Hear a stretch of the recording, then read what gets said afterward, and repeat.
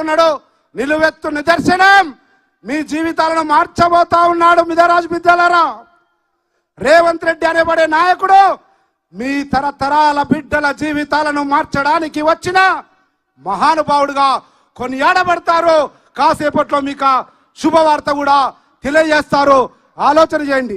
కళ్ళ ముందర కనబడే నాయకుడు మహిళల కొరకు, యువకుల కొరకు, నిరుద్యోగుల కొరకు, రైతుల కొరకు, బడుగు బలహీన వర్గాల కొరకు నేనున్నా మీకు అండగా అని చెప్పే రేవంత్ రెడ్డి కావాలనా? 26 పేజీల మేనిఫెస్టోలో ఒక్క ముక్క కూడా మన గురించి లేకుండా రంగుల కల రాజకీయాలు చేసే వాళ్ళు కావాలన్నా? ఆలోచన చేసుకోమని చెప్తా ఉన్నా. ఎందుకంటే రేపు 13వ తేదీ వేయబోయే ఓటు మీ జీవితాలను మార్చే ఓటు, మీ తలరాతలను మార్చే ఓటు, మీ పిల్లల భవిష్యత్తును తీర్చిదిద్దే ఓటు. అవన్నీ జరగడానికి నిలువెత్తు నిదర్శనంగా మనకు అండగా మన గౌరవ ముఖ్యమంత్రి, ఈ గడ్డ బిడ్డ. మనం మనకందరికీ గర్వకారణం. మనందరి గుండె చప్పుడు తెలిసిన నాయకుడిగా రేవంత్ రెడ్డి గారు మన ముందున్నారు. కనుక వారి ఆశీర్వాదం మేరకు, వారి అండదండలతో ఈ ప్రాంతం అభివృద్ధి చెందాలంటే కాంగ్రెస్ పార్టీ చేతి గుర్తే శరణ్యమని తెలియజేస్తూ, ఇంకొక విషయం, నేను ఒక దళితుణ్ణి. ఈ పార్లమెంటులో ఎట్లయితే ముదిరాజులు అత్యధికంగా ఉన్నారో మాదిగలు కూడా ఉంటారు.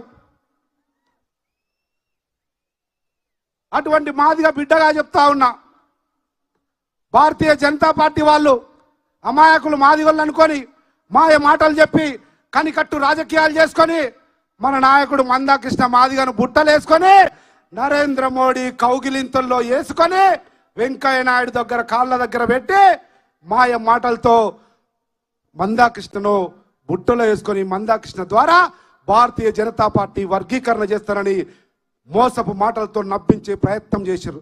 ఈరోజు అడుగుతా ఉన్నా, నరేంద్ర మోడీ కాదు, కిషన్ రెడ్డి, డీకేఆర్ నా సమాధానం చెప్పండి. ఎక్కడుంది మీ మేనిఫెస్టోలో ఏబిసిడి వర్గీకరణ? ఇది మాయలను మోసం చేయడం కాదా? మాదిగల ఉసురు తగలదా భారతీయ జనతా పార్టీకి? ఆలోచన చేయమని కోరుతా ఉన్నా. అటువంటి పరిస్థితులలో కాంగ్రెస్ పార్టీ, ఇదే రేవంత్ రెడ్డి గారు ఆ రోజు పార్టీలో లేకున్నా, ఇదే మందకృష్ణ గారు వర్గీకరణ గురించి పెద్ద ఉద్యమం చేస్తా ఉన్నాడు బయట. కాంగ్రెస్ పార్టీ తరఫున ఒక మాదిగ బిడ్డగా శాసన సభను ఒక్కనే